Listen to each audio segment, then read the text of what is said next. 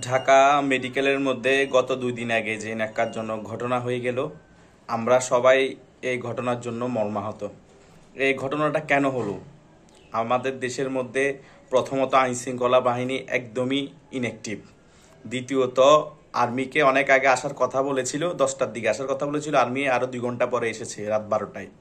দুই গ্রুপের মারামারির মধ্যে এক গ্রুপ যখন জখম হয়েছে ঢাকা মেডিকেলে, যখন ওদেরকে ইমার্জেন্সিতে ভর্তি করা হয়েছে, আরেক গ্রুপ আসি ওর মৃত্যু নিশ্চিত করার জন্য ওইখানে ওকে চাপাতে দিয়ে কোবাই মৃত্যু নিশ্চিত করে চলে যায়। এটা পুরা পৃথিবীর ইতিহাসে রেকর্ড। পৃথিবীর ইতিহাসে আর কোনো জায়গায় এমন ঘটনা ন্যাক্কারজনক ঘটনা ঘটে নাই, এই আমাদের বাংলাদেশে ঘটেছে।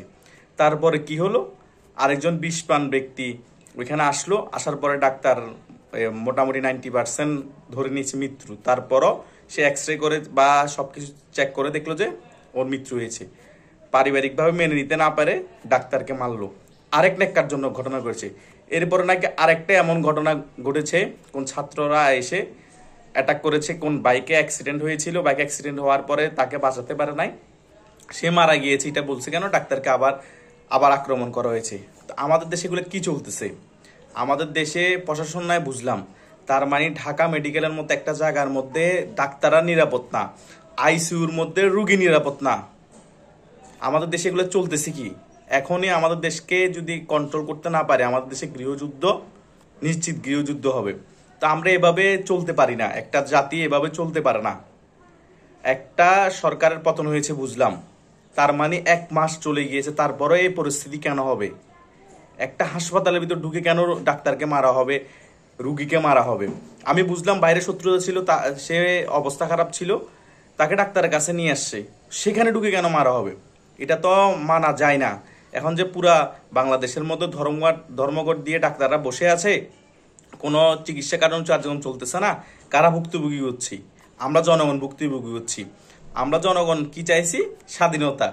তো এই স্বাধীনতা আমাদের, এটা কি ধরনের স্বাধীনতা আমি মাথায় ধরে না। ডাক্তাররা ধর্মঘট নিয়ে বসে আছে, পুলিশ ধর্মঘট নিয়ে বসে আছে, আনসার ধর্মঘট নিয়ে বসে আছে, রিক্সাওয়ালা ধর্মঘট নিয়ে বসে আছে, সাধারণ পাবলিক অনেক ধর্মঘট নিয়ে বসে আছে, ভূমি অফিসের লোকরা ধর্মঘট নিয়ে বসে, পুরো সব সেক্টর ধর্মঘট নিয়ে বসে আছে। তো বাংলাদেশে সবাইকে যদি আপনারা লিগ ট্যাগ দিতেন, তাহলে বাংলাদেশে সবাই তো লিগ, হাতে গোনা 3-4 কোটি লোক ছাড়া সবাই কি লিগ করে নাকি? দেশের পরিস্থিতি কি? একটা সরকার চালানো সোজা না, দূরে থাকলে মনে হয় সরকার চালানো খুবই সোজা, আমি সরকার খুব ইজি বসলে। একটা সরকার কিভাবে দেশটা চালায় ডক্টর ইউনূস বসে বুঝতে পারতেছে। তাই কন্ট্রোলিং পাওয়ার না থাকলে, মিডিয়া হইলে ভাই সরকার চালানো যাবে না, এটাই হচ্ছে বাস্তবতা। তো ডক্টর ইউনূসকে আরো কঠোর হতে হবে, কঠোর হস্তে দমন করতে হবে বাংলাদেশের সবকিছুকে। বিএনপি যারা লুটতরাজ করতেছে তাদেরকে দমন করতে হবে, তাহলে আমাদের দেশটা কন্ট্রোল আসবে, না হলে আরো জগাতে হবে, গৃহযুদ্ধের দিকে চলে যাবে। ধন্যবাদ।